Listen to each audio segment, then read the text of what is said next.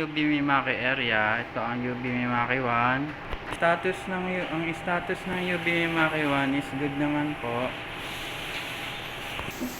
Ito naman po ang UV Mimaki 2. Ang status ng UV Mimaki 2 is good rin naman po. May nararamdaman ako dyan. Ito naman po ang pending namin. Ito ang sa CPD pending. Sakto lang po ang pending. Ito naman po ang UV pending. Day to day lang din. Ito naman ang aking UV pending item.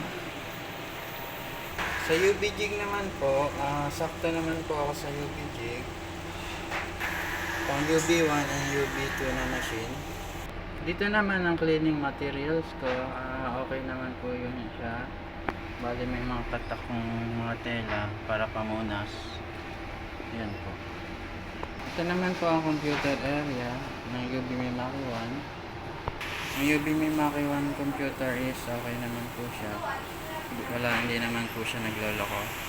Nakapag-delete ako ng 500 MB.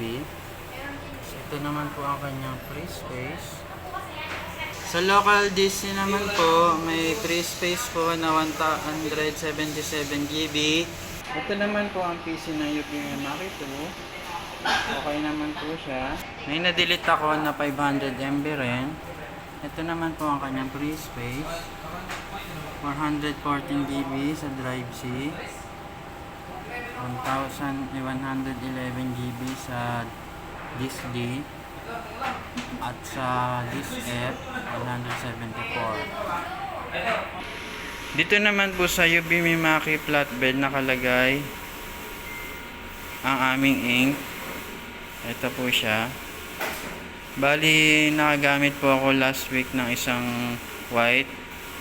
Bali po, request ko na yun for mamaya. Ang usage ng ink namin ay hanggang 6 months.